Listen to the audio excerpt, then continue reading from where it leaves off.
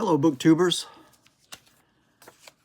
My name is Rick, and I had almost forgotten that I had made this channel a while back. It's at least almost a year now.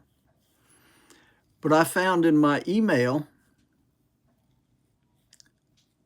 an email from Heart Books, who subscribed to this channel, and I thought, my goodness, if you're going to subscribe to something, you need to have something to subscribe to. So here I am with a cuppa.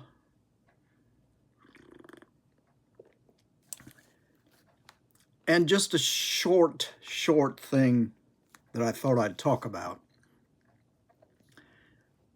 One of the strange things that happens after so many years in a life. Back when I was about 10, we used to take Sunday drives because nothing was open.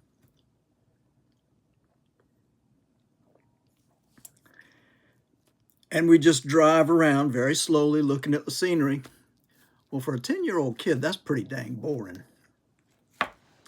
So we stopped at a drugstore, and I went in and, excuse me, picked up 2 science fiction magazines. I don't even remember the names of the 2 science fiction magazines, but as we rode around, I read the stories in the magazines. And one story stood out with me for all these years, and it was very strange. I've looked for the magazine. I had a picture in my mind of what the cover looked like,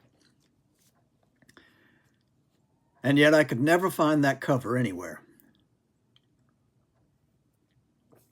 I kept thinking maybe it was Galaxy magazine, but I just never could find it. And I looked online for hours. Nothing. Well, recently they advertised a book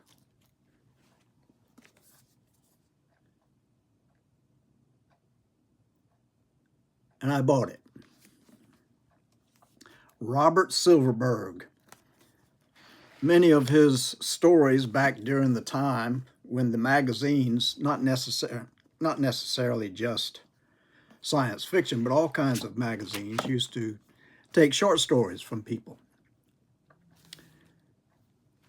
And it was a great time to be able to buy these. They were still pulpy magazines.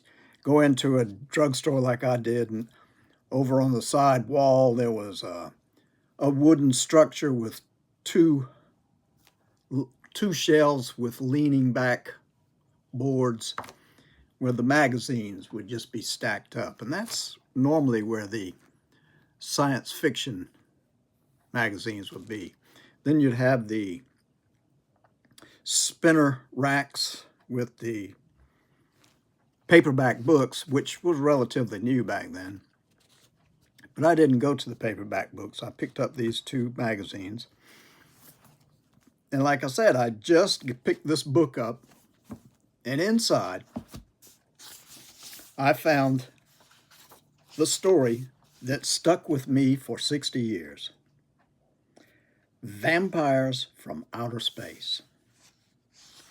Now, I looked on here to see what magazine that was in. And it was Super Science Fiction, April issue 1959. I went online, I checked that out, and the picture that was on the front of that was nothing like what was stuck in my memory. So obviously I had the picture from the other magazine in my mind, but this story was the one that has stuck with me all that time. I went back and read it. I'm surprised how long it was. It was a science fiction mystery, 175 to 206, so it was a little over 25, maybe 30 pages long. I enjoyed it, just like I did back then. But if you want to read it, I will not say anything about it. All I can say is it was a mystery, and it was science fiction, and it was good. I enjoyed it. I mean, if I had read it today, I would have known what the answer was, or what the mystery was, the solution. But back when I was that old, I didn't. But I just thought that was interesting, that I wasn't expecting that to be in here, because I didn't even remember the author was Robert Silverberg. I just remembered the story and thought I remembered the magazine, not the title, but the picture that was on the front. That was pretty much all I wanted to say. I haven't done one of these in a long time, and I figured that probably starting out again, I should do short ones, because I have that other YouTube channel where I linger on there just mumbling away for 20, 30 minutes. You definitely don't need that. I did have one question, though. I understand that a lot of people don't like to read Robert Heinlein anymore. And I was curious why. If anybody's watching this, which I don't know if that'll be a fact or not, but if anybody's watching this and they have an opinion on Robert A. Heinlein, drop me a line below and let me know what your opinion of him is, because I liked him. He's probably the author that got me started reading way back when. So anyway, let me know, and I might come back and say why I liked him. But anyway, thank you for stopping by. Thanks for watching. And if you give me an answer, thanks for the answer. I appreciate it. Take care of yourselves. God bless.